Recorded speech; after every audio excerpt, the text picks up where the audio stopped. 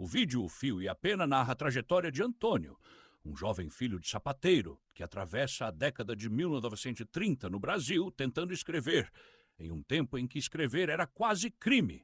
A história começa no Rio de Janeiro, então capital federal, onde a desigualdade social se entrelaça com a efervescência política e cultural de um país em transição. O ano é 1930 e a chamada República Velha chega ao fim, com a revolução que leva Getúlio Vargas ao poder, enquanto o Estado se reorganiza entre promessas modernizadoras e práticas autoritárias. Surgem novos sujeitos históricos, operários alfabetizados, professoras que leem poemas em sala de aula, estudantes que escrevem jornais clandestinos. Antônio é um deles, um adolescente que, mesmo preso à oficina do pai, encontra na palavra um espaço de liberdade interior.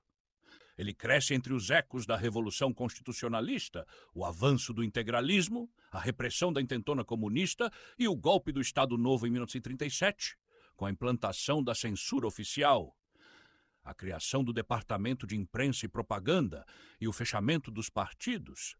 O Brasil mergulha em um período sômbrio, onde o silêncio se torna política de Estado. Mas é nesse contexto que a palavra de Antônio resiste.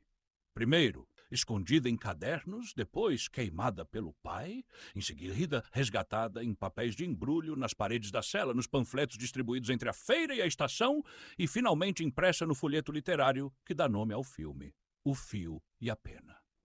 A narrativa atravessa 2 décadas, do início do autoritarismo à lenta reabertura democrática, e mostra que, apesar da vigilância, da prisão, do exílio e do medo, a palavra sobreviveu. Mais do que a história de um indivíduo, o vídeo é um retrato coletivo de um Brasil que tentou silenciar seus próprios narradores, mas falhou, porque a memória insiste. No fim, Antônio envelhece, mas o caderno continua, passa para outras mãos e outras vozes. Porque se há algo que a história nos ensina, é que a escrita popular nunca desaparece. Ela se recalca, se oculta, mas volta, mais forte. E nesse fio entre a pena e o silêncio, seguimos escrevendo. No início da década de 1930, o Brasil era um país em convulsão. O Rio de Janeiro, então capital federal, pulsava como coração de uma nação em disputa. As vielas da Lapa, os salões da Glória, os trilhos da Central guardavam passos de boêmios, operários e poetas. Era um tempo em que os bondes cruzavam a cidade entre casarões da elite e cortiços superlotados. No Catumbi, costurava-se a resistência, no Estácio sambava-se a dor. No centro, jornalistas escreviam à máquina e censores liam com régua na mão. As igrejas entoavam sermões enquanto os bares recitavam manifestos. Era uma cidade de contrastes, de poesia marginal e propaganda oficial, de fardas alinhadas e sapatos engraxados, de editoras clandestinas e editoriais alinhados ao regime. O Rio era palco e bastidor, era o centro do rádio, da imprensa, da diplomacia e da delação. Os jornais traziam Vargas na primeira página. Mas era nas calçadas que se comentavam os desaparecidos. Nas padarias circulavam os panfletos dobrados entre os jornais do dia. No Largo da Carioca, estudantes escreviam no asfalto com giz. No Porto, marinheiros liam escondidos os poemas de Mayakovsky. Era um Rio de Janeiro de luz difusa, onde a modernidade encontrava a repressão, onde a cultura popular era interditada e celebrada ao mesmo tempo, e onde, no meio disso tudo, surgia a figura invisível e persistente do escritor operário, aquele que não tinha sobrenome nas estantes, mas assinava com a própria vida cada linha que ousava publicar, na lapa dos becos e das buzinas, onde o sol acorda com cheiro de graxa e pão dormido. Antônio calça as palavras como quem brilha sapatos, filho de um sapateiro mulato e de uma lavadeira portuguesa. Cresceu ouvindo: homem de ofício não sonha, trabalha. Mas entre martelos, couros e pregos ele escrevia no silêncio. A oficina era seu cárcere e também sua página em branco. A cidade estremecia. Na rua as botas batiam rítmicas. A República Velha sangrava e o país inquieto escrevia uma nova página com pólvora. Era 1930 e chegava. A professora, ousada e jovem, leu seus versos em voz alta, versos que falavam de pátria sem dono e de ruas que sangravam promessas. Pela primeira vez, o menino sentiu que a palavra podia ser pólvora. O medo veio cedo. A mãe adoeceu. O pai, duro, ordenou: Homem não vive de papel. As chamas comeram os cadernos. Mas não o sonho, na livraria esquecida, conheceu Arthur, ex-anarquista, velho encadernador, mestre das ideias perigosas.